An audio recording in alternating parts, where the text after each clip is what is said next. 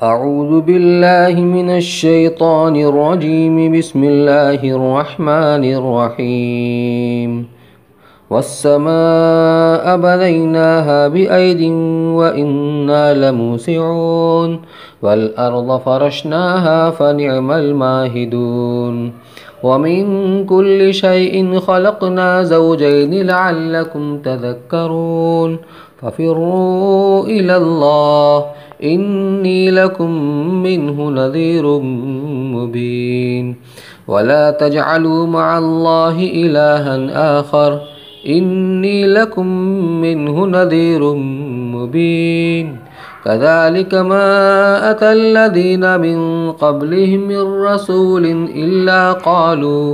إلا قالوا ساحر أو مجنون أتواصوا به بل هم قوم طاغون فتول عنهم فما أنت بملوم وذكر فإن الذكر تنفع المؤمنين وما خلقت الجن والإنس إلا ليعبدون ما أريد منهم من رزق وما أريد أن يطعمون إن الله هو الرزاق ذو القوة المتين فإن للذين ظلموا ذنوبا مثل ذنوب أصحابهم فلا يستعجلون فويل الذين كفروا من يومهم الذي يوعدون صدق الله العلي العظيم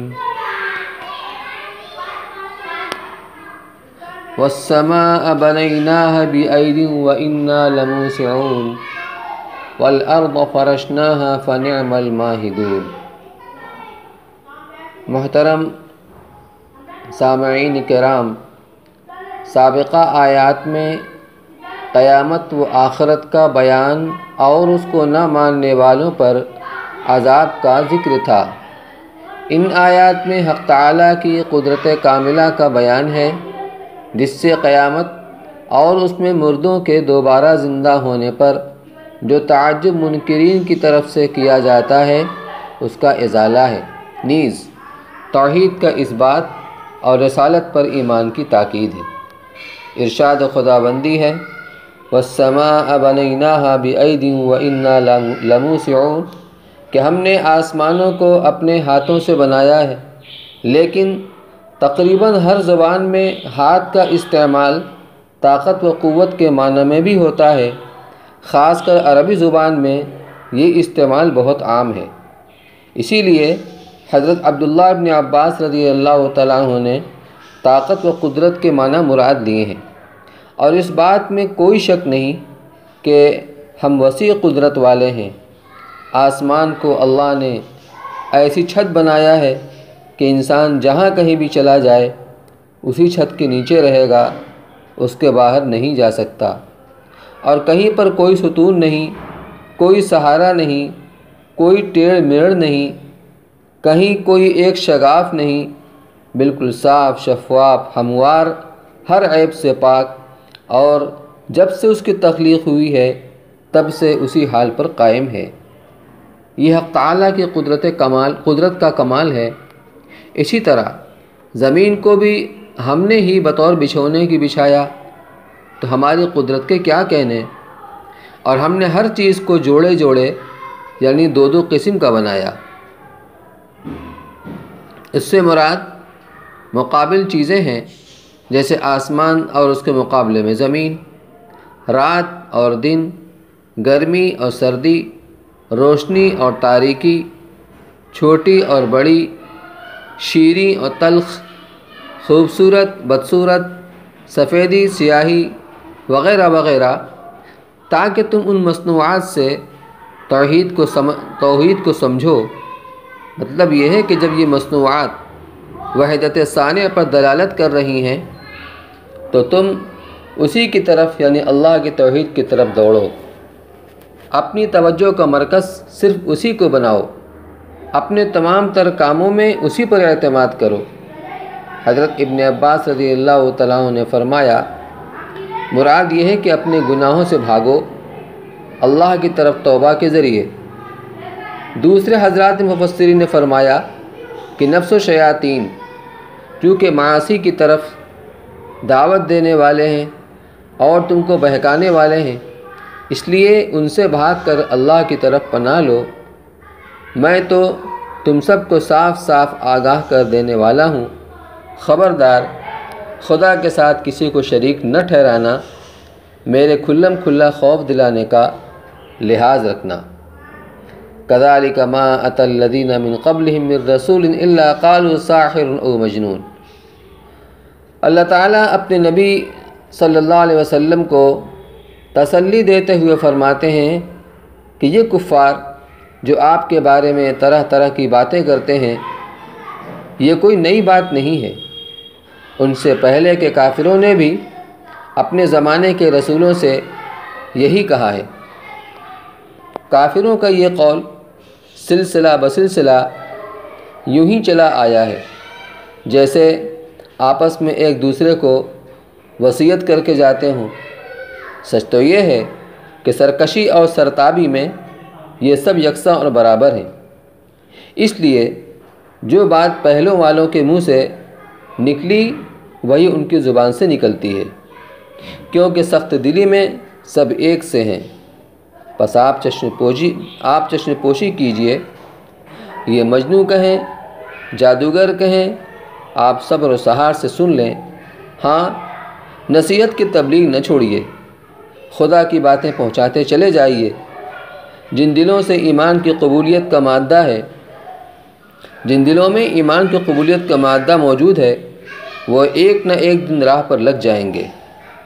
آگے اللہ جل شانہ کا ارشاد ہے کہ میں نے انسانوں اور جنات کو کسی اپنی ضرورت کے لیے نہیں پیدا کیا، بلکہ صرف اس لیے پیدا کیا کہ میں انہیں خود ان کے نفع کے لیے عبادت کا حکم دوں، وہ خوشی ناخوشی میرے معبود برحق ہونے کا اقرار کریں، مجھے پہچانیں۔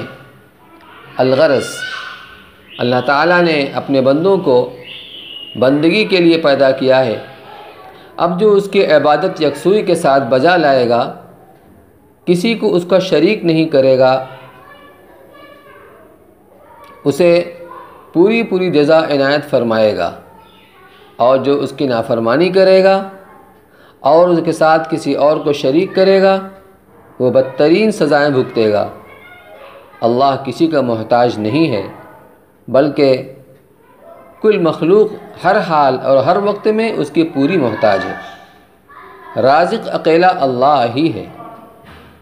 مسند احمد میں حدیث قدسی ہے، اے ابن آدم، میری عبادت کے لیے فارغ ہو جا، میں تیرا سینہ تونگری اور بے نیادی سے پر کر دوں گا، اور تیرے فقر کو زائل کر دوں گا، اور اگر تو نے ایسا نہ کیا تو میں تیرے سینے کو مشغولی سے بھر دوں گا اور تیرے فقر اور احتیاج کو زائل نہیں کروں گا۔ فَإِنَّ لِلَّذِينَ ظَلَمُوا ذَنُوبًا مِثْلَ ذَنُوبِ أَصْحَابِهِمْ فَلَا يَسْتَعْجِلُونَ۔ ذنوب اصل میں بڑے ڈول کو کہا جاتا ہے، اور بستی کے عام کنوؤں پر پانی بھرنے کے لیے بغرض سہولت بھرنے والوں کے نمبر اور باری مقرر کر لی جاتی ہے۔ ہر ایک پانی بھرنے والا اپنی باری میں پانی بھرتا ہے، اس لیے یہاں لفظ ذنوب کے معنی باری اور حصہ کے لیے گئے ہیں۔ مراد یہ ہے کہ جس طرح پچھلی امتوں کو اپنے اپنے وقت میں عمل کرنے کا موقع اور باری دی گئی، جن لوگوں نے اپنی باری میں کام نہیں کیا وہ ہلاک و برباد اور گرفتار عذاب ہوئے، اسی طرح موجودہ مشرکین کی بھی باری اور وقت مقرر ہے۔ اگر اس وقت تک یہ اپنے کفر سے باز نہ آئے تو خدا کا عذاب ان کو کبھی تو اسی دنیا میں اور نہیں تو آخرت میں ضرور پکڑے گا۔ اس لیے ان سے فرما دیجئے کہ عذاب کی جلدی مت مچاؤ، کیونکہ عذاب اپنے مقررہ وقت پر اور اپنی باری پر آتا ہے۔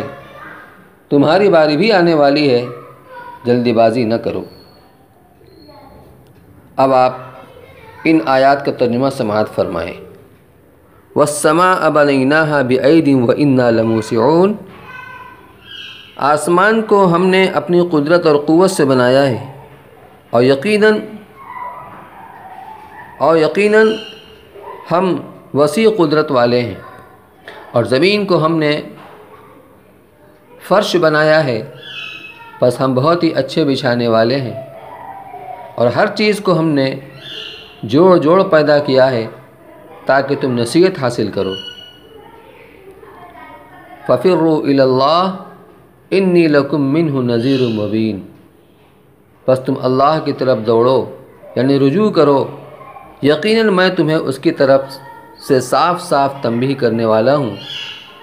وَلَا تَجْعَلُوا مَعَ اللَّهِ إِلَٰهًا آخَرَ إِنِّي لَكُم مِّنْهُ نَذِيرٌ مُّبِينٌ، اور خدا کے ساتھ کسی اور کو معبود نہ ٹھہراؤ، بے شک میں تمہیں اس کی طرف سے کھلم کھلا ڈرانے والا ہوں۔